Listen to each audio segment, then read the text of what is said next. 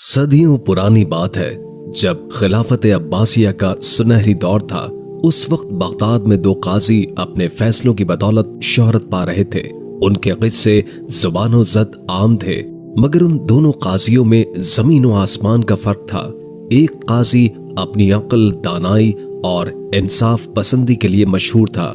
लोग कहते थे कि वो हकीकत को पर्दे के पीछे से भी देख लेता था और कभी किसी के दबाव या खौफ को खातिर में नहीं लाता। जबकि दूसरा काजी जालिम और नाइंसाफी के लिए बदनाम था। वो ताकतवर का साथ देता और कमजोर को पीस डालता। एक दिन खलीफा दरबार में बैठा था। उसके चेहरे पर फिक्रमंदी के आसार थे। एक वजीर ने हौसला करके पूछा, खलीफा साहब, क्या बात है? आज आप कुछ परेशान नजर आ रहे हैं। खलीफा ने जवाब दिया, बात यह है कि बगदाद में दो काजी हैं। उनका काम यह है कि वो अदल से काम लें और लोगों को इंसाफ फराहम करें, मजलूमों का साथ दें और जालिम का हाथ रोक लें। लेकिन लोग एक काजी की तारीफ करते हैं और दूसरे पर लान तान करते हैं। मैं इसका सबब मालूम करना चाहता हूँ। मैं जानना चाहता हूँ कि वो कौन सी खूबियां हैं जिनकी बिना पर एक काजी अमन व इंसाफ कायम करता है, और वो कौन सी खामियां हैं जिनकी वजह से सल्तनत का अमन तबाह हो जाता है। खलीफा ने वजीर के साथ बातचीत करते हुए फैसला किया कि वो एक अरब ताजिर का भेष अपनाएगा और दोनों काजियों की हकीकत मालूम करेगा। चुनाचे एक दिन खलीफा भेष बदलकर अपने घोड़े पर सवार होकर उस बस्ती की तरफ रवाना हुआ जहां वो काजी रहता था, जिसे लोग नापसंद करते थे। सुबह के वक्त खलीफा काजी की हवेली पहुंचा। चूंकि उसने भेष बदल रखा था, इसलिए कोई भी उसे पहचान नहीं पाया। जब सूरज तुलू हुआ तो लोग वहां आना शुरू हो गए और हवेली लोगों से भर गई। जब फौजदार भी पहुंच गए तो काजी को इत्तला दी गई। वो अपने घर से बाहर आया। उसके जिस्म में अकड़ और तुंदी नुमाया थी। तमाम फौजदार अदब से खड़े थे। थोड़ी देर के बाद काजी ने पूछा, क्या किसी मुजरिम को लाए हो? जवाब मिला, 3 नौजवान हाजिर हैं। काजी ने जवाब दिया, उन्हें पेश करो। ये सुनकर फौजदार तीनों नौजवानों को घसीटते हुए ले आए। काजी ने उन्हें देखा और गुस्से से बोला, मैं तो इन्हें एक मुद्दत से तलाश कर रहा था। ये सब मफासिद और फितना फैलाने वाले हैं। बुरे कामों में बगदाद भर में इनकी कोई मिसाल नहीं। इनका सर तो उड़ा देना चाहिए। इनका तो बस ये काम है कि लोगों को गुमराह करें। आज ये मेरे हाथ लगे हैं तो इन्हें हकीकतन सजाएं दूंगा। फिर काजी ने हुक्म दिया कि इन नौजवानों को लटकाकर इनके सर और पांव दबाए जाएं और फिर इनको 40-40 कोड़े लगाए जाएं। जब ये सजा मुकम्मल हुई तो काजी ने हुक्म दिया कि इन तीनों को कैद खाने में डाल दिया जाए। काजी की ये कार्रवाई अपने आखिरी मराहिल में थी कि बगदाद के 50 से ज्यादा मुअज़्ज़िज़ लोग हवेली में आए, जिनमें ताजिर भी थे और उलमा भी। उन सब ने उन नौजवानों की पाकबाजी और बेगुनाही की गवाही दी और कहा कि आपके फौजदार इन नौजवानों को गलत फहमी में गिरफ्तार करके ले आए हैं। ये हरगिज मुजरिम नहीं है, इन्हें रिहा कर दिया जाए। काजी ने अपनी जिद में उनकी बात न मानी और अपने हुक्म पर कायम रहा और कहने लगा, ले जाओ इन तीनों को कैद खाने में डाल दो। इसके बाद काजी जिस अकड़ के साथ बाहर आया था, उसी अकड़ के साथ वापस घर को लौट गया। ये सारा मंजर देखकर खलीफा इंतहाई रंजीदा हुआ और उसे गुस्सा भी आया, लेकिन सब्र का दामन थामते हुए वो वापस दरबार की तरफ रवाना हो गया। अगले दिन खलीफा अपने घोड़े पर सवार होकर उस बस्ती की तरफ रवाना हुआ जहां वो काजी रहता था, जो अदल व इंसाफ की बिना पर मशहूर था। तवील सफर के बाद जब वो शहर के दरवाजे पर पहुंचा तो उसने एक लंगड़े फकीर को देखा, जिसके फटे पुराने कपड़े उसकी गरीबी और तंगदस्ती को जाहिर कर रहे थे। उसकी हालत पर खलीफा को बहुत रहम आया। वो घोड़े से उतरे और उस फकीर को कुछ सिक्के दिए। फकीर ने वो सिक्के लेकर शुक्रिया अदा किया और उसके लिए दुआएं की। जब खलीफा दोबारा अपने घोड़े पर सवार होने लगा तो फकीर ने खलीफा की चादर को मजबूती के साथ पकड़ लिया और कहने लगा, ऐ मुअज़्ज़िज़ शख्स, आपने मुझ पर बहुत एहसान किया है, तो बराए मेहरबानी इसका मुकम्मल सिला दें। खलीफा ने हैरत से पूछा, क्या तुम्हें मजीद पैसे चाहिए? फकीर ने कहा, अगर आप मुझे अपने घोड़े पर बिठाकर शहर के बाजार तक पहुंचा दें तो ये आपका अजीम एहसान होगा। खलीफा को उस फकीर पर रहम आया और उसने उसे अपने घोड़े पर बिठा लिया। चलते चलते घोड़ा शहर के बाजार तक पहुंचा, जहां हर तरफ ताजिरान मौजूद थे। बाजार पहुंचकर खलीफा ने कहा, हम बाजार पहुंच चुके हैं, अब नीचे उतर जाओ ताकि मैं अपना सफर जारी रख सकूं। घोड़े से उतरने के बजाय उस शख्स ने हैरानी से खलीफा की तरफ देखा और कहने लगा, क्या मैं अपना घोड़ा तुम्हें देकर नीचे उतर जाऊं? ये नामुमकिन है। खलीफा ने कहा, ये तुम क्या कह रहे हो? ये घोड़ा तो मेरा है। क्या नेकी का सिला इस तरह दिया जाता है? चलो अब नीचे उतर जाओ। तब वो शख्स जोर से चिल्लाया और लोगों को सुनाते हुए बोला, लोगों, ये शख्स मेरी कमजोरी का फायदा उठाकर मेरा घोड़ा चुराना चाहता है। अब लोग वहां जमा हो गए और उन्होंने खलीफा को बुरा भला कहना शुरू कर दिया, क्योंकि उनकी नजर में वो एक जबरी शख्स लग रहा था जो इस गरीब शख्स से उसका घोड़ा छीनने की कोशिश कर रहा था। खलीफा ने लोगों को यकीन दिलाने की भरपूर कोशिश की कि ये घोड़ा उसी का है और उसने कस्में खाई, लेकिन एक शख्स ने तंजिया अंदाज में कहा, तमाम चोर तुम्हारी तरह कस्में खाते हैं। खलीफा ने लोगों की तल्ख बातें सुनी लेकिन खुद को काबू में रखा। फिर एक शख्स ने कहा, अगर तुम दोनों घोड़े पर झगड़ रहे हो तो काजी के पास जाओ, वो इस मसले का फैसला और असल मालिक का पता लगा सकता है। खलीफा ने कहा, मैं काजी के पास जाने के लिए तैयार हूँ, मुझे रास्ता दिखाओ। लंगड़े फकीर ने फखरी अंदाज में कहा, मैं भी काजी के पास जाऊंगा ताकि वो मुझे मेरा घोड़ा वापस दिलाए। उसे उम्मीद थी कि एक फकीर की बात काजी फौरन मान लेगा। अब खलीफा घोड़े को लेकर चलने लगा जबकि फकीर उनके पीछे बैठा हुआ था। बाजार के आखिर में खलीफा ने देखा कि एक घी फरोश ने एक खरीदार का हाथ मजबूती के साथ पकड़ रखा था। खरीदार की मुट्ठी में पैसे थे और मुट्ठी को जोर से बंद किए हुए था और दर्द से चिल्ला रहा था, जबकि लोग उसके इर्द गिर्द जमा थे। खरीदार ने दर्द से कहा, मेरे हाथ को छोड़ दो, तुम मुझे तकलीफ दे रहे हो। घी फरोश ने गुस्से से कहा, मैं तुम्हारा हाथ नहीं छोड़ूंगा जब तक तुम मुझे मेरे पैसे वापस नहीं करते। खरीदार ने दर्द से कहा, ये मेरे पैसे हैं, छोड़ दो, मेरा हाथ टूट जाएगा। खलीफा अब आगे बढ़ा और माजरा पूछने लगा।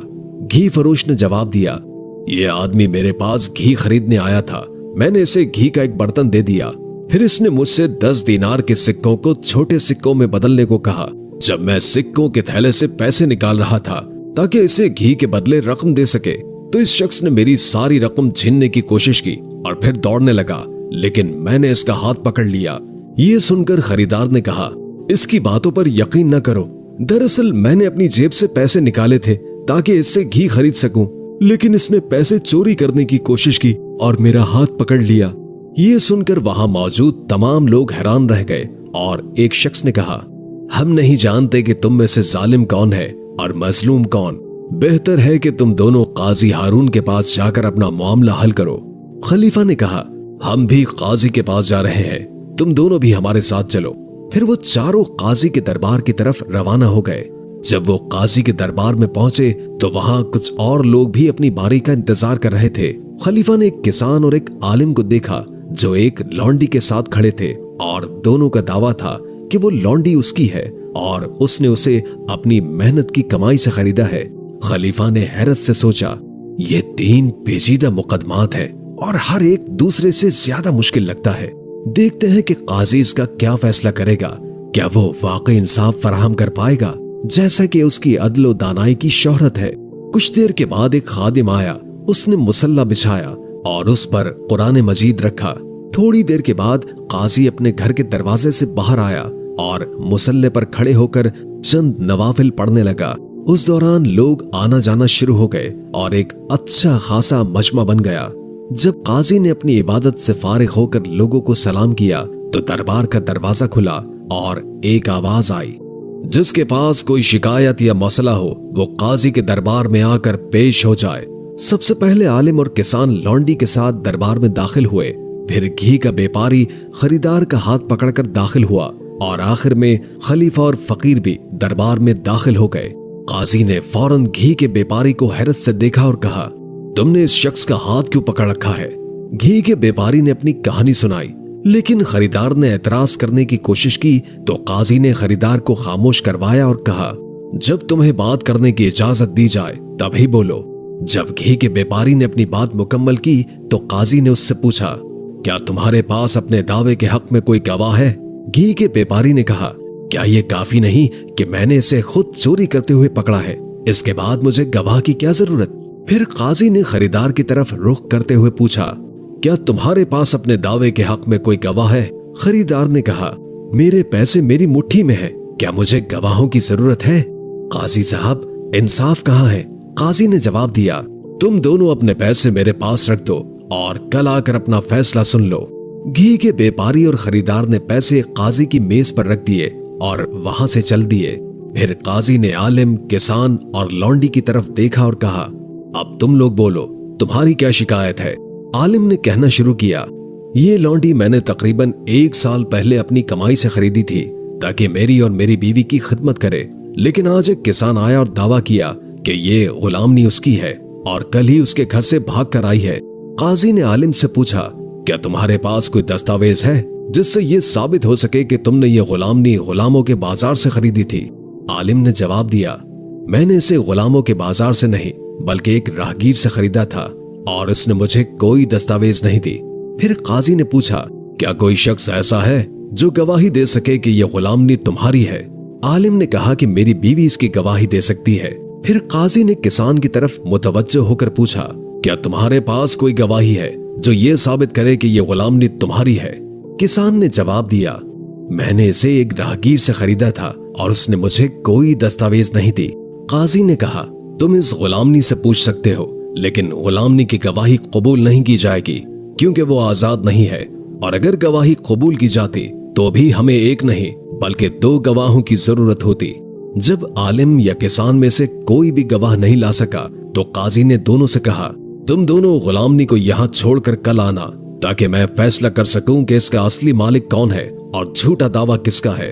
आलिम और किसान गुलामनी को छोड़कर वहां से चले गए। उसके बाद काजी ने खलीफा और लंगड़े भिखारी की तरफ देखा और कहा, तुम दोनों का क्या मसला है? खलीफा ने अपनी कहानी सुनाई कि कैसे उसकी मुलाकात भिखारी से हुई और उसने उस पर मेहरबानी की। फिर उसने उसे अपने घोड़े पर सवार कर लिया, लेकिन भिखारी ने घोड़े पर कब्जा जमा लिया और दावा किया कि वो उसका घोड़ा है। जब खलीफा ने अपनी बात खत्म की तो काजी ने भिखारी से कहा, अब तुम बताओ, तुम्हारे पास इसका क्या जवाब है? भिखारी ने खलीफा की तमाम बातों को झूठा करार दिया और इल्जाम लगाया कि ये शख्स अपनी ताकत के बल पर मुझसे मेरा घोड़ा छीनना चाहता है।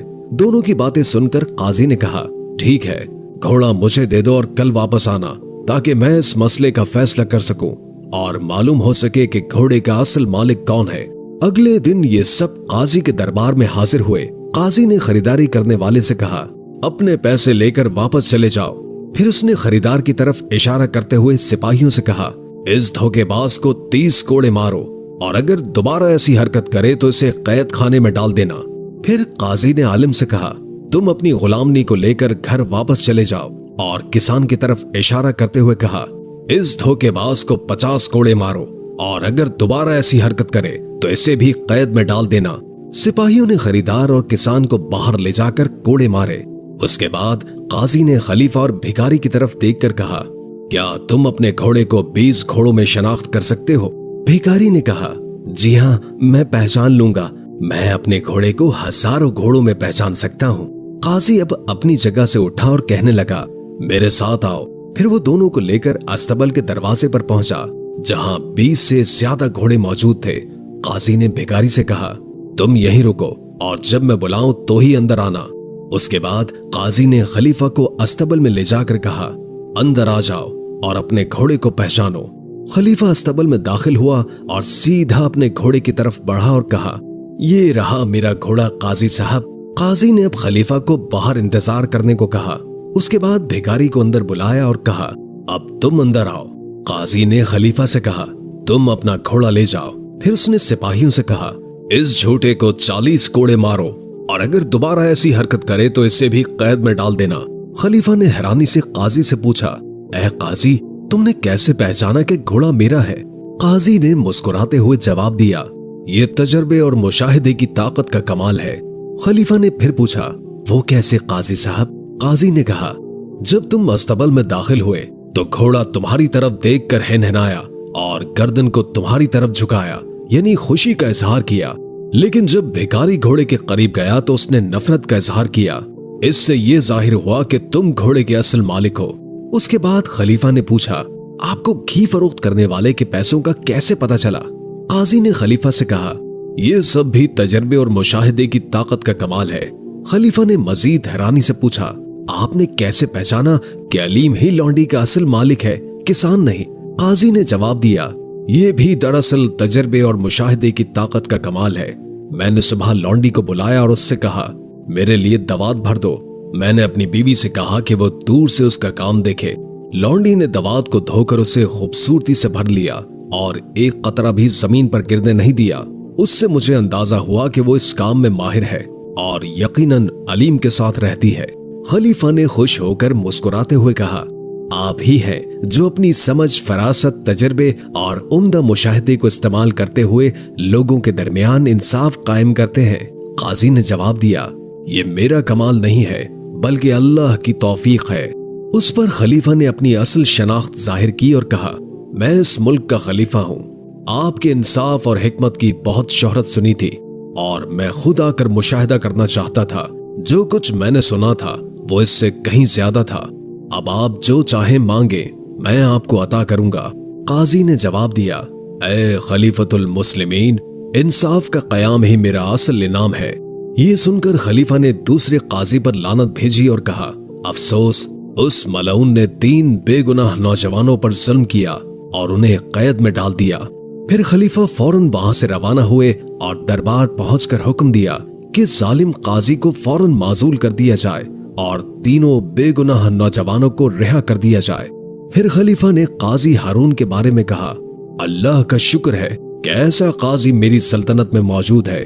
खलीफा ने काजी हारून के बारे में हुक्म दिया कि माजूल काजी का मनसब भी उसी के हवाले करके उसे इनाम और रुतबे से नवाजा जाए।